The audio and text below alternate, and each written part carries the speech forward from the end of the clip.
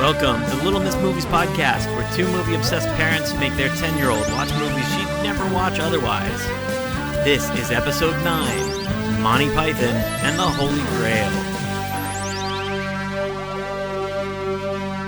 Hello everyone, and welcome to the Little Miss Movies podcast. I'm Gable. I'm 10 and in 5th grade, and I really like watching movies, writing, playing video games, watching TV, reading, doing Girl Scouts, and playing video games like Minecraft with my friends specifically. Okay, I am Christina. I am Gable's mom. I obviously like watching movies. I write about movies. I have a biography on Jane Russell coming out this June from University Press of Kentucky. And I also like doing Girl Scouts too. I'm Gable's Girl Scout leader. And I'm in Mommy's Girl Scout troop. Yes. Troop 1611. Cool. My name's Josh. I am Gable's dad, and I am a television writer, and I write comic books, and I write other things. Sometimes I just scrawl things on pieces of paper. That's one of the things I write. You never know. Who knows what they're going to say? I'd write things on whiteboards, and then I erase them. Who knows what they said? And I love watching movies, and that is why we, all three of us, have come together for the Little Miss Movies podcast, which you are listening to. Right now. Right now. That is actually what is happening to you if you aren't sure. So we're recording this on January 18th. Which is Monday, so we're 2 days before the inauguration. So we thought, considering we have no idea what's going to happen, hopefully everything will be fine and happy. But we thought, there's a lot of tension in the air, so we thought we would do something a little bit lighter and more fun than we've done the past few weeks. The Lord of the Rings movies, it turns out, are very stressful. But full of hope. But full of hope. Very stressful, though. Very stressful. And Casablanca was before that, right? Yeah, Casablanca is also, turns out, it's a beautiful love story that's also really dark, considering. And then Interstellar. But full of hope. Interstellar's filled with hope. And our last three dark. movies have They're all been dark. full of hope and very dark. Very dark. But we decided to forsake the hopeful darkness this week. For sheer silliness in the form of Monty Python and the Holy Grail. And so this is a movie that Gable has seen before. Really? Has no memory of it, clearly. I think I remember a little tiny bit of it. Yeah. But did you see it at a theater? No, we watched it here. Watched it at home. Okay. A few years ago now, probably 4 or 5 years ago. Yeah, I definitely don't remember that. So, part of the reason why I picked this one, so Monty Python's a TV show, obviously, and you've seen a few episodes. And then, as we were eating dinner tonight, we played you a greatest hits collection, so you could see some of the best bits, as well. But, so they also made a bunch of movies, and this one in particular is probably, definitely the most famous of the movies. It's a thing that was a rite of passage when your mom and I were kids. And it's how you could tell if you found your people, right? If you found your people who understood the Knights Who Say Knee, or understood the coconuts. It's funny talking about it. Sorry. That is how you knew that that's how you knew that you found home with those people. I remember being in college even, and realizing that the good ones, the good friends, are the ones who you can do Monty Python with. Who know the Knights Who Say Knee. Yeah. You don't have to do it. It gets a little obnoxious if you're doing it all the time, but Knee. Knowing it. Like that. Knowing Knee. it, and it's in there, and then, we all have weird expert knowledges of it. I haven't watched it the whole way through since we watched it probably 5 years ago. And, I still know every word of the thing, and every song, and every note, and everything that happens in it, every joke. So, Gable. What? What'd you think?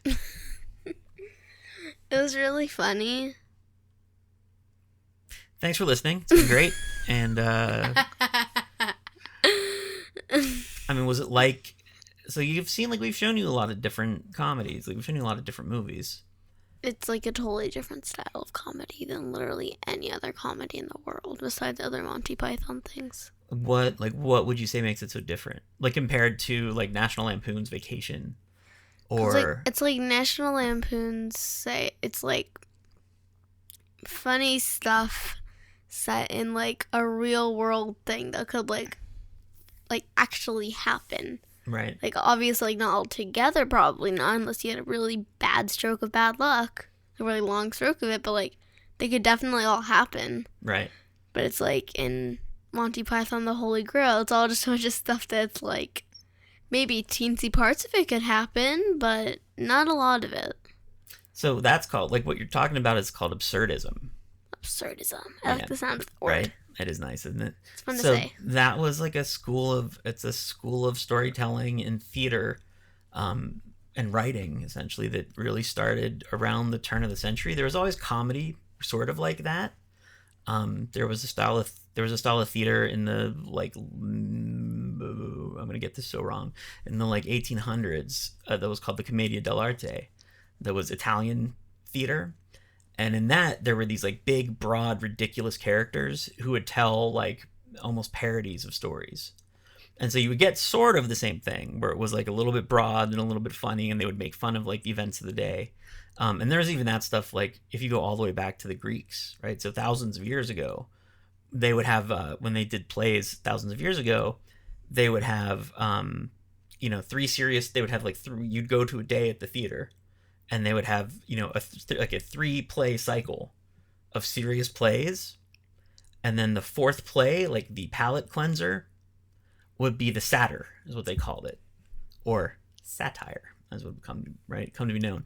And what that satyr would be, it would be like a rehash, like a remix of the 3 that you just saw into a ridiculous comedy that was just like making fun of the story that you knew so well, making fun of the characters and the actors and like the political figures who were being mocked in it, like all that stuff. So there's sort of like a long tradition of it. What Monty Python did that's so sort of impressive is that they became mainstream. Like they were a thing that was not just like, first it was really big in England, but eventually they came here, and they were rock stars. It took a while, but they became rock stars when they were here, which is nuts because like the movie's so weird. It is. Are you talking about Holy Grail or the Yes. other one? I mean, all of it. Oh, okay, yeah, Holy Grail's really weird. Yeah. Well, and it is very British, isn't it? Like very like British sense of humor a lot of the time. So like there's a long tradition of stuff like the cross dressing in British culture. Like I mean, first there was cross dressing because women weren't allowed to take part in theater, and so it started as sort of just a part of how theater worked. And then as those rules were relaxed, it started being used for comedic purposes, right, and being used to kind of like to do that stuff. And it's a thing we talked about when we were watching some of the sketches about like where does that now fall on the realm of like offensiveness, because it's just something that back then wasn't, I don't know that it was thought of as being mocking trans so much as it was mocking like the middle class and the upper middle class almost entirely, and they were playing these very specific characters. They were never playing the characters as transgender characters. They're always playing them as these sort of like, weird stereotypes of class figures, or of sort of like the different groups throughout the country. But that sort of like all that stuff sort of congeals together into this show that is just so outside what American humor is. Like I don't know, even the like I'm trying to think, like even the radio shows, like the Jack Benny show is pretty weird, and like the Steve Allen show was like a little bit weird. Like there's a lot of the like radio shows had sort of these weird like fourth wall breaking. Yeah, it's still very different from Monty Python though. Like I feel like there's got to be something. There really isn't. Like there's a lot of stuff after. Soap comes to mind. Mm-hmm. Like there was a show called Soap that was on. There was a sitcom that was a parody of soap operas that was very silly. Like it was just crazy silly, but played just completely down the middle, like it was a completely serious show. but those things all came sort of out of it because that level of absurdism was always done a lot of the time in Britain, especially, was done as drama. So there's a couple of playwrights. There's one named Samuel Beckett, who, not to be confused with the character from Quantum Leap, who is actually named after, right? He was actually named after the playwright. Samuel Beckett and Eugene Ionesco, who wrote these absurd avant-garde plays that were very much in like execution like Monty Python, but they're very not funny. Like, they're very dark, and the humor that's in them is the humor is what we call gallows humor. Like, have you heard the phrase gallows humor? I know what a gallow is. So what would gallows humor be? Like dark humor. Yes. Bloody humor, probably. Yes. Now. Yes, exactly. Like a horror movie that was also a comedy. Yes. Well, it's when you make a joke in light of a terrible situation. I was like making a joke out of the past 4 years. That work? Touche. Yeah, that does Lovely. work. Well, you said it was funny. What were some of the things in Holy Grail that you found to be funny? Like, I liked the part with the monster chasing them. And it was like, and then the animator had a heart attack, and so the monster died. The monster had a heart attack with it, and the monster died. And then, like, they ran out, and it was funny, like, the 3 questions on the bridge. It's like, what is your name? What is your quest? And some people got, what is your favorite color?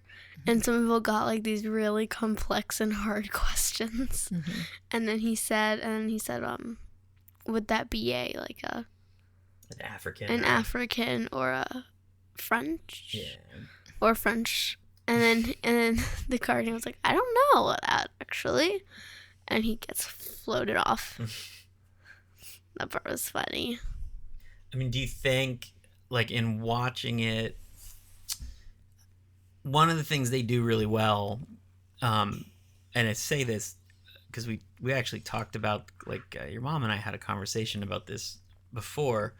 I would say, like, 60% of my pop culture, or not pop culture, but, like, philosophy and, like, world culture and literature knowledge comes from Monty Python because I have sort of this, like, grounding and learning from it of, like, the things they're mocking are things that exist, and then you build on top of it and then kind of understand what it is.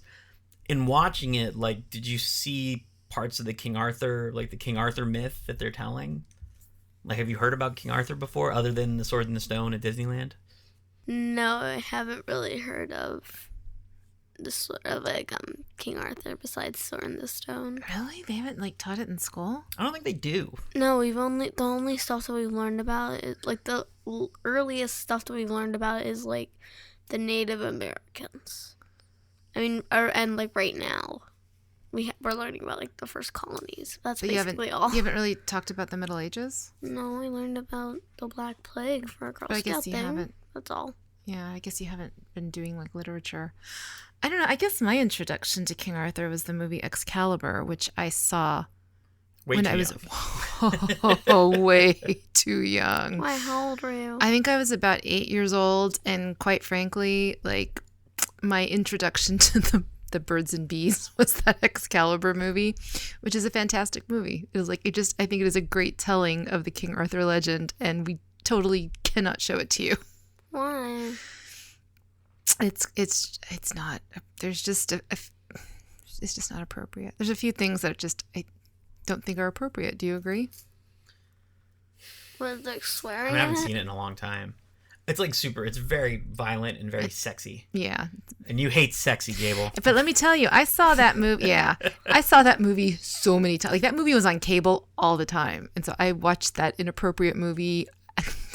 I don't even know how many times.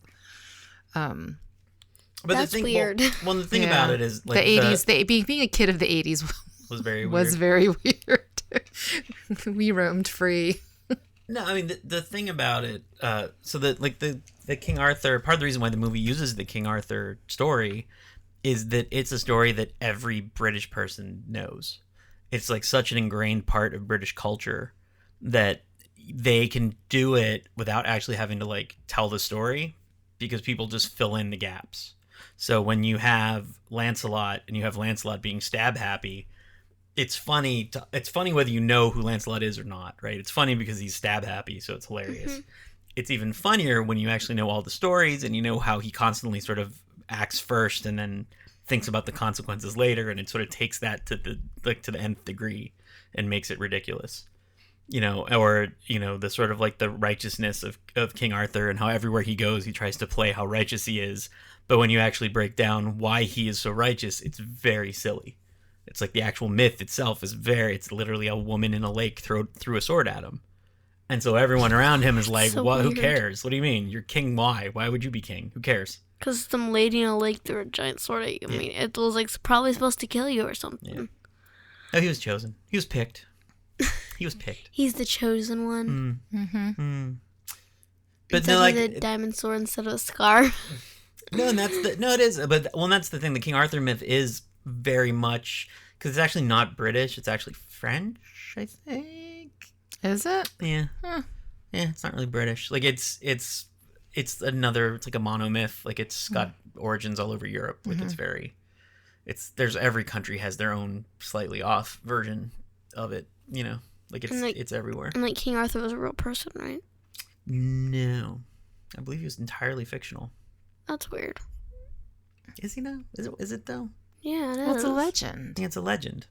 He could have existed like a gazillion trillion years ago. No, I don't think he could have existed a gazillion trillion years ago. There was no planet back then.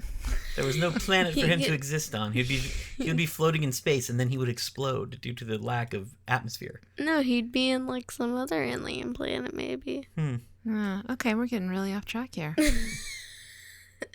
Just trying to think of ideas That you could to do with fill in King the Arthur. gaps. Yeah, to like fill in the gaps as you said. I guess we could just let you read The Legend of King Arthur. That Well, might it's be I easier. mean, that was the thing. Like because my parents are South African, like my education of literature was that stuff. So like I don't know if they made me, but I was certainly like encouraged into reading those books, reading the Once and Future King.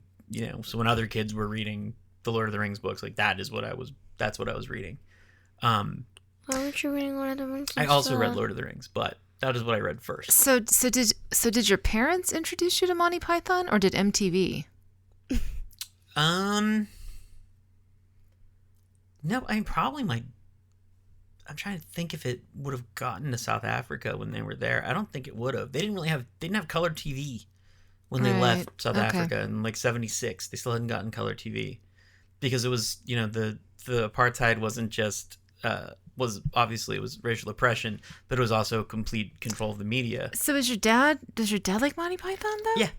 Because didn't he introduce you to the Goon Show too? The Goon Show's different. So the Goon Show I think was on Radio Free Europe. Okay. Or their equivalent in Africa. The Goon Show, Gable, is this other thing that I've also tried to play you, which is completely lost on you when I tried to do it. Wow, what's up? So the Goon Show is sort of like the progenitor of Monty Python. It's like the dad of Monty Python. And what it is it's three of the biggest comedians of the 50s. The Marx Brothers. Three of the biggest British comedians of the 50s. Not the Marx Brothers. Yes. Who did a radio show, and the gimmick of the radio show is that they would do adaptations of classic literature, but they would do them instead of using the characters from the books, they had sort of like a stock company of characters that they did. So their characters would sort of fit into the stories they were telling, and their characters were very, very, very silly and very absurd. What, like a person with 15 arms and 50 eyeballs? It was more that they had silly personalities. Were more. And could teleport. No. It was on the radio, so that wouldn't work. The arms thing would definitely not play. Nor with the eyes. Yeah. They could just say like, "Ooh, and I have 1,000,000 eyes, and I can see everything." What's happening? What's happening right So now? it was MTV that introduced you to Monty Python, like the rest of us. I think probably PBS because it was on Really? PBS first. It was on PBS PBS. Kids? Yeah. Oh, I don't remember What, that. PBS or PBS Kids? I don't think There PBS was Kids no existed. PBS Yeah, Kids. it didn't exist. Really? Yeah. No. But MTV, Sure. we've told you about MTV though, right? Music television? Yeah. Back in my day, we even had then- MTV. Even then, it didn't play music though. That's the thing. It's weird. It still did. But in the afternoons, they would play Monty Python. But I also have I have a tape, and I almost guarantee you it's still at my parents' house. I have a tape of the first Monty Python movie, and now for something completely different, that I taped off TV when it was on HBO, and it was right when I recorded it when Return of the Jedi first played on TV. So that had to have been 84, right?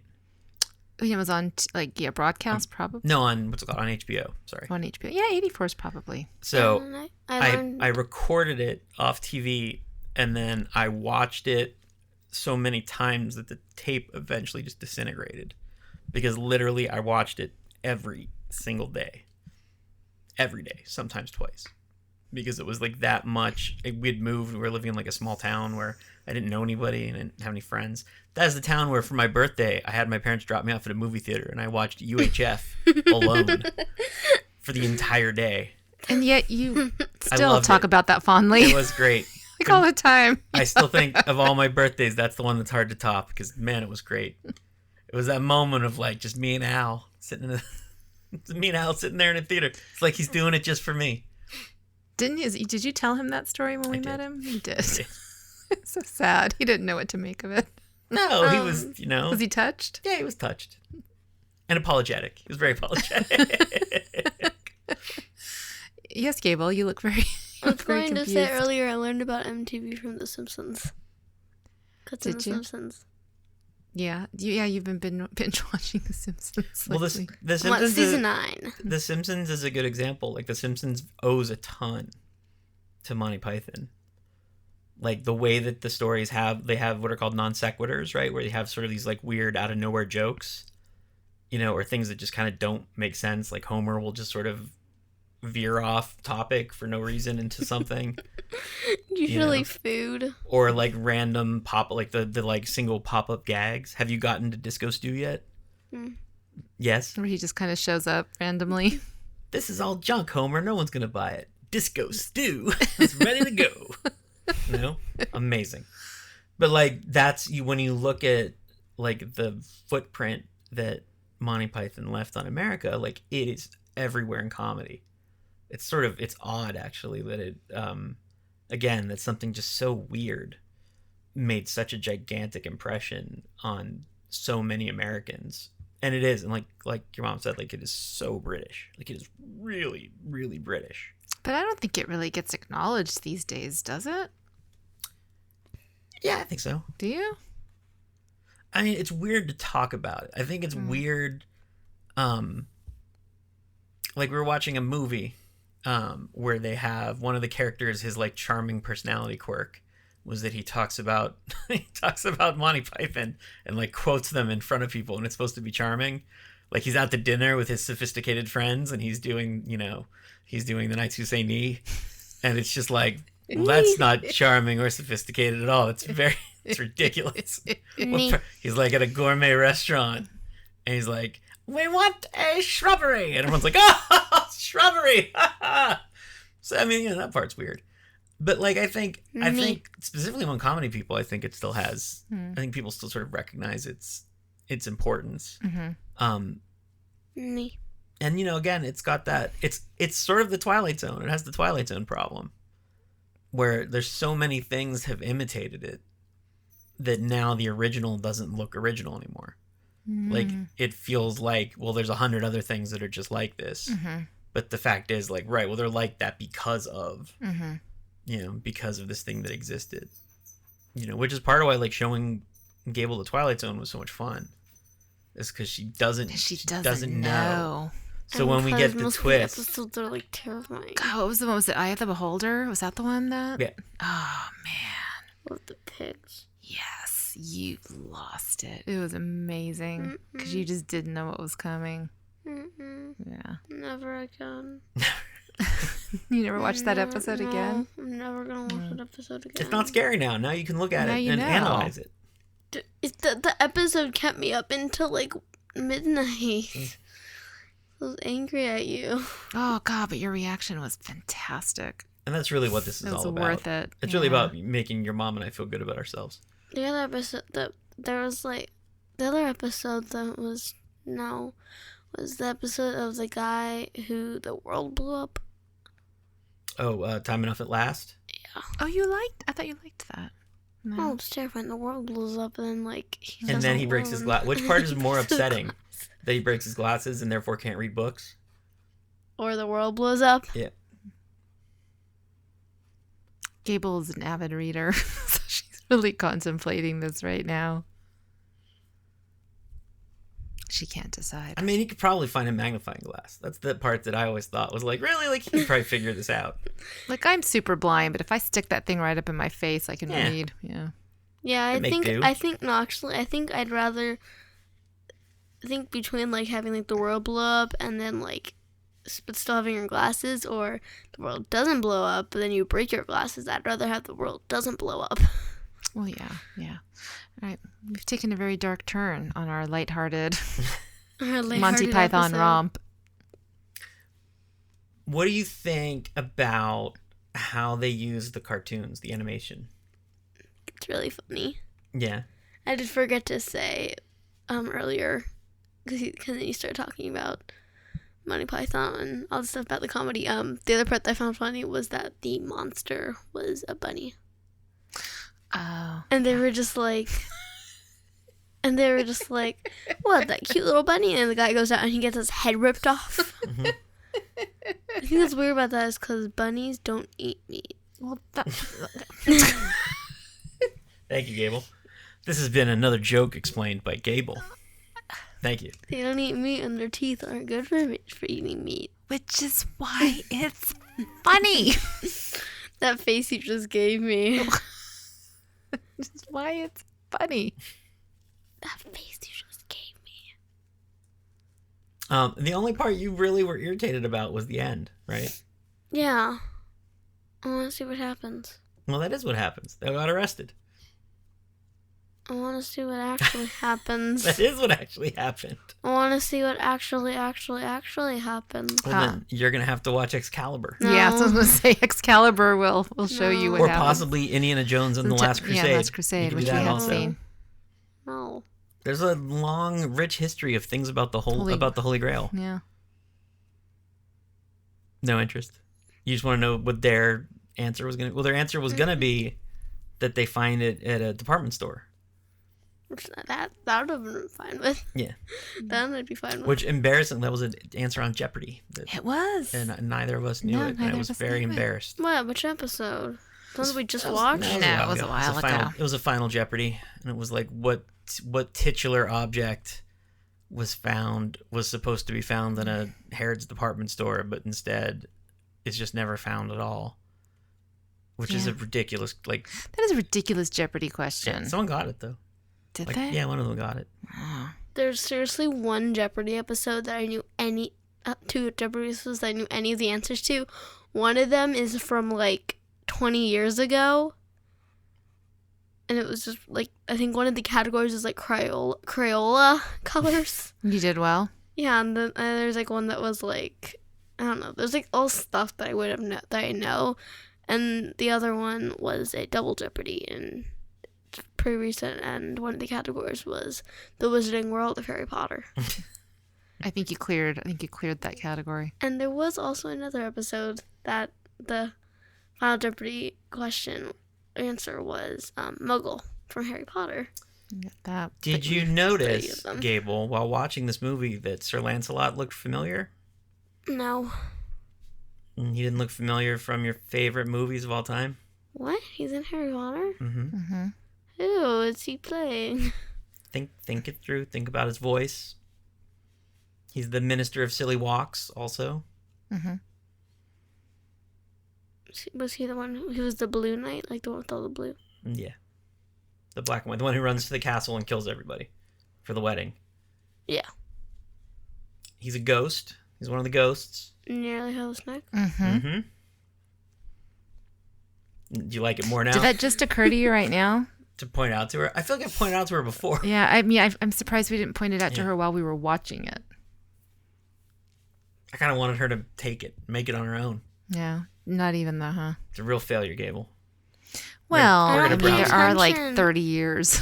And he does play like 20 different characters. Yeah. Yeah, I don't pay attention. You to get the really ghosts. submersed. In Really? Harry Potter, I don't pay attention to the ghosts except for Moaning Myrtle. Mm-hmm. That's the only ghost I pay attention to. Why? Because the other ones aren't as important. I thought you were going to say, I don't pay attention to the actor, I pay attention to the role. Yeah, I get. I really- That's where I thought you were going. Like, I I'm really get so- immersed in the role. I'm so engaged when I'm watching Harry Potter that I don't see the actors. I just see the story. I would never be that dramatic whenever I said that. You're pretty dramatic. No, I'm not. No, I'm not. No, I'm not. No, I'm not. No, I'm not. So would you show this to your friends? Yes. If you showed it to your friends, would you start quoting it all the time with your friends? No. You don't think so? Not really. I think it'd be weird to just start quoting it randomly. Not random stuff. We quote movie stuff all the time. Do you quote this movie specifically all the time? I think he does. We quote. I mean, I think I probably quote like from the show. I think I probably quote the show more. It's gotten a lot of mileage. My love, light of my life. Monty Python and the Holy Grail. On a scale of 1 to 5, so-called Gable smiles, what do we give it? 4. 4 out of 5? What's the one knocked off for? They don't tell us where the Holy Grail is. Don't tell us. It's it gets the Gable smile frown for that. Sorry, frown for that. Not cool. So you need resolution. If it had like they found it in the shopping mall, or like the mall or whatever it was like they're originally gonna do, then it probably would have gone 5. But they didn't. So no, it only gets a 4. Cause they're gonna get annoyed at me if I say 4.5. No, but solid really, numbers. you think if it had like if it had like a resolved ending, you would have gone 5 on it, huh? But that would make it not an absurdist film. If it Wabang. Wabang, Gable. I got no response. I think she tuned She you did out. nothing. She's ignoring me.